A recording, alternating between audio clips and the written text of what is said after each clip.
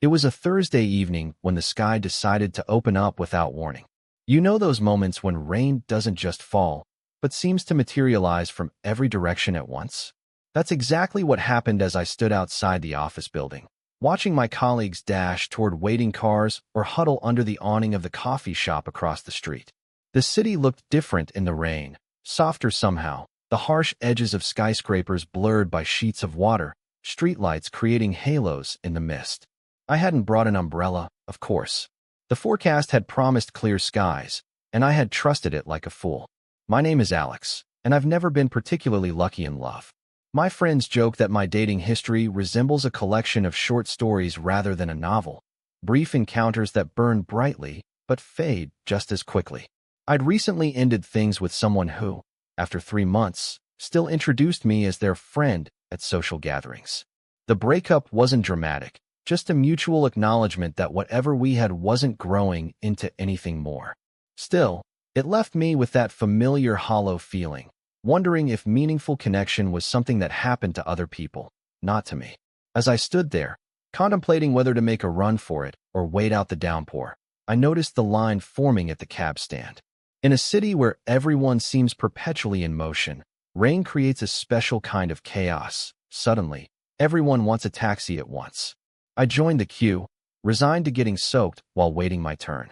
The rain plastered my hair to my forehead, and my light jacket, completely inadequate for the weather, clung uncomfortably to my shoulders. That's when I heard a laugh behind me, the kind that makes you turn around even when you're trying to mind your own business. It belonged to someone holding a book over their head as a makeshift umbrella, clearly failing at staying dry, but finding humor in the situation nonetheless. Our eyes met, and they smiled, the kind of smile that creates an instant conspiracy between strangers. "I think your book umbrella needs some design improvements," I said, gesturing to the thoroughly soaked paperback. "What?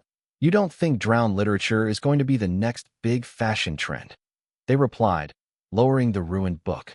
Their name was Jordan, I would soon learn, and they had the kind of eyes that seemed to hold a permanent glint of amusement, as if they were always in on some delightful secret. We stood there, making small talk as the line inched forward. Jordan was coming from a bookstore event, hence the now-ruined book, and heading downtown. As luck would have it, I was heading in the same direction. When we finally reached the front of the line and a cab pulled up, Jordan looked at me with raised eyebrows. "Split it. We're both soaked enough already, and who knows when the next one will come along." It was practical, logical even, but something about the proposition felt charged with possibility. I nodded, and we ducked into the cab together, bringing the smell of rain and wet clothes with us. The interior of the cab was intimate in the way that small spaces shared with strangers often are, knees almost touching, shoulders occasionally brushing when the driver took a corner too sharply. The windows fogged up almost immediately, creating a cocoon that separated us from the blur of city lights outside. Rain drummed steadily on the roof, providing a soundtrack to our conversation. "So," Jordan said, pushing back wet hair from their face, "what's your story? Besides being someone who doesn't check weather forecasts." I laughed, feeling the tension in my shoulders ease. "I'm a graphic designer who trusts meteorologists too much. Currently working on a rebranding project for a local restaurant chain that can't decide what they want. You know how clients are. They say they want something fresh and bold, but what they really want is the same logo with slightly different colors." Jordan nodded sympathetically. "I get that. I'm in publishing, editorial assistant, which is a fancy way of saying I do everything from coffee runs to manuscript evaluations. The book that sacrificed its life to keep my head somewhat dry was actually one of our new releases. My boss is going to kill me. Professional hazard," I offered. "At least you can say you literally immersed yourself in the material." The cab driver was adjusting something on the meter, which seemed to be taking longer than usual. We were still parked at the curb, the wipers working furiously against the downpour. In that moment, I noticed details about Jordan I hadn't registered before: a small silver hoop earring, the faint scar above their right eyebrow, the way their eyes crinkled at the corners when they smiled. "You know what's strange?" Jordan said, lowering their voice slightly. "I saw you before, when I was inside the bookstore. You walked past the window, and I remember thinking you looked like someone who had interesting stories to tell." Something shifted in the atmosphere between us. It wasn't just the admission that they had noticed me earlier, but the way they said it, direct, without pretense. In a city where most interactions feel transactional or guarded, there was something refreshingly honest about it. And what makes someone look like they have interesting stories? I asked, genuinely curious. Jordan considered this for a moment. It's something in the way they move through the world. Some people look like they're just passing through spaces, and others look like they're actually experiencing them. You look like the latter. The cab driver was still fiddling with the meter, muttering something about the system rebooting. Neither of us seemed particularly concerned about the delay. The rain created a private universe, just for us. That's quite an observation from a glimpse through a window, I said, not sure if I should feel flattered or transparent. I'm a reader, Jordan shrugged. We notice characters.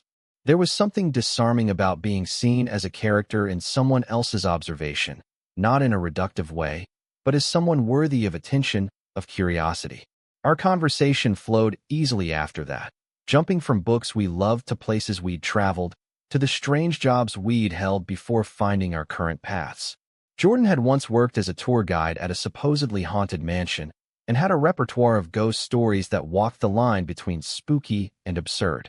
The thing about ghost stories, Jordan was saying, leaning slightly closer, is that they're never really about ghosts. They're about unresolved emotions, about the things that linger when we're not ready to let go. The cab driver announced that the meter was finally working, but needed to restart it. We barely acknowledged him, caught in the gravity of our conversation. What about you? Jordan asked. What lingers for you? It was the kind of question that would normally make me retreat into safer territory, offering a generic answer about work stress or family obligations. But something about the rain-soaked evening, about Jordan's attentive gaze, made me answer honestly. The idea that I might be someone who experiences a series of beginnings without ever reaching the middle of the story, I said. I meet people, we connect, and then it fades before it becomes anything substantial. Jordan nodded slowly, as if this made perfect sense. Beginnings are easy. They're all potential and no responsibility. It's the middles that require courage. The cab was still stationary, the meter not yet running. Outside, the rain continued its steady rhythm, creating rivers along the gutters. The city beyond the fogged windows seemed distant, as if we were suspended in a moment outside of normal time. I'm not sure who moved first. Maybe we both did, drawn by the same invisible current. Jordan's hand lightly touched mine where it rested on the seat between us, and I looked up to find their face closer than before. There was a question in their eyes, and my slight nod was the answer. The kiss was gentle at first, tentative, the way all first kisses should be when you're still learning the language of someone else's movements.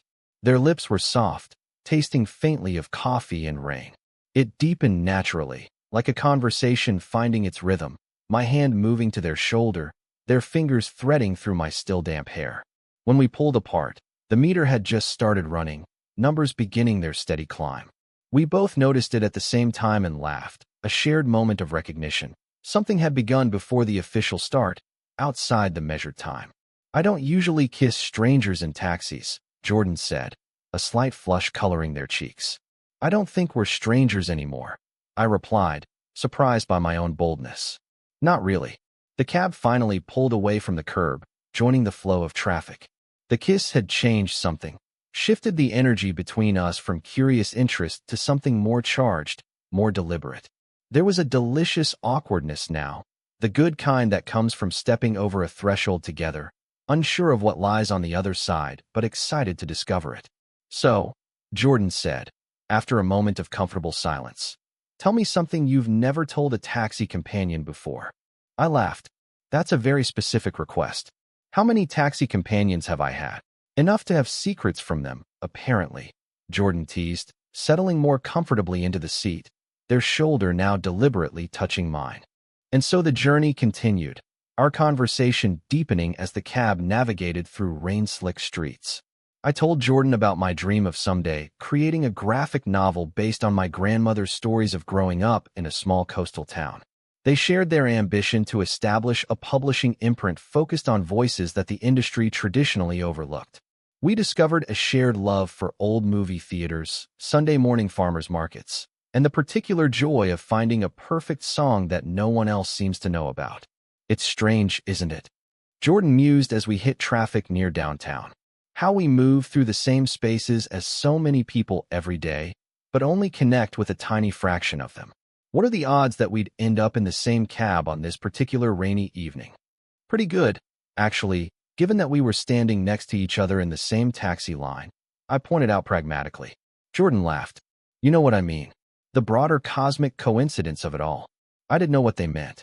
In a city of millions, where most days blend into each other in a routine of work and errands and brief, forgettable interactions, there was something that felt significant about this encounter.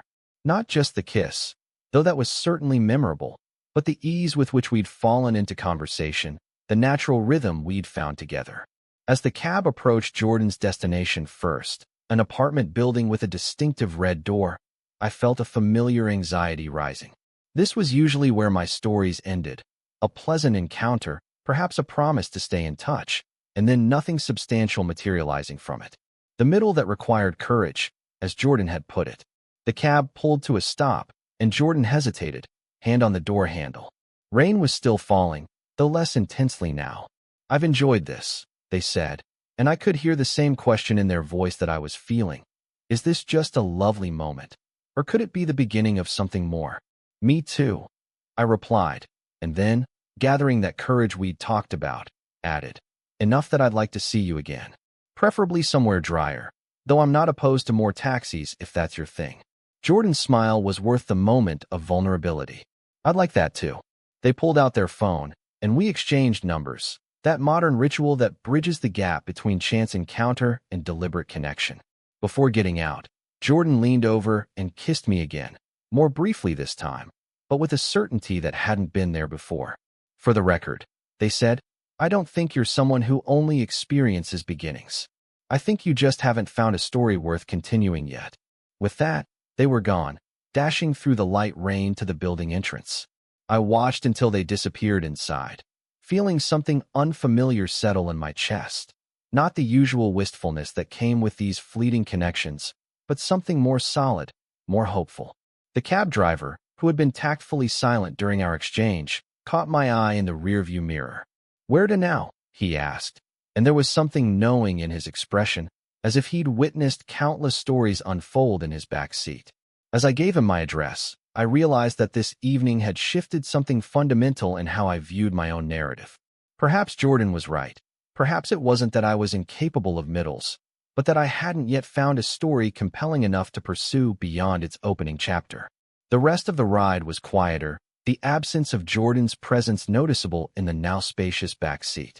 I watched the city pass by through clearing rain, thinking about chances and choices, about how sometimes the most significant moments come disguised as ordinary ones, standing in a taxi line, sharing a cab, a kiss before the meter starts. By the time I reached my apartment, the rain had stopped completely, leaving the streets glistening under streetlights. I paid the driver, adding a generous tip for his patience during our extended cab stand moment, and stepped out into the night air, which felt somehow different than it had earlier, charged with possibility. That night, as I lay in bed listening to the occasional car passing on the wet street below, I thought about what would happen next. Would Jordan text first, or would I?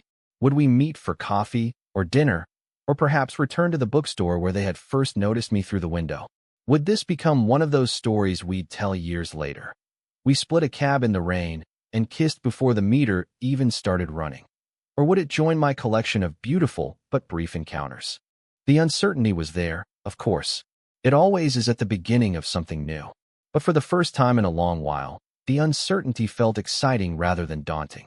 Whatever happened next would require effort, attention, the willingness to build something beyond a serendipitous meeting. It would require showing up, being seen, risking disappointment. In other words, it would require exactly the kind of courage that middles demand. My phone lit up with a notification, illuminating the darkened room. A message from Jordan. Just checking. That book umbrella design I was working on. Any professional feedback from a graphic designer? I smiled at the screen, at this perfect continuation of our earlier conversation. It was a small thing, just a text message, just a joke, but it was also a thread connecting our cab ride to whatever might come next. I typed back, definitely needs waterproofing. Happy to workshop designs over coffee. Their response came quickly. It's a date. Sweet dreams, taxi companion.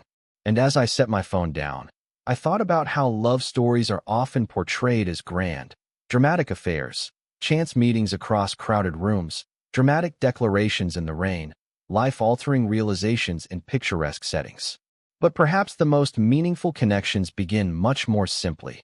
Two people sharing space, finding unexpected common ground, making the choice to see where it leads. I fell asleep thinking about Jordan's smile, about the taste of rain on their lips, about the peculiar magic of finding connection in an ordinary moment. And for the first time in longer than I could remember, I was genuinely curious about what the middle of the story might hold, not just the beginning. Sometimes, the meter starts running before you're ready. And sometimes, the most important part of the journey happens before you've officially begun. Either way, the destination remains unknown, but the company makes all the difference. Total _char_count, 17,862.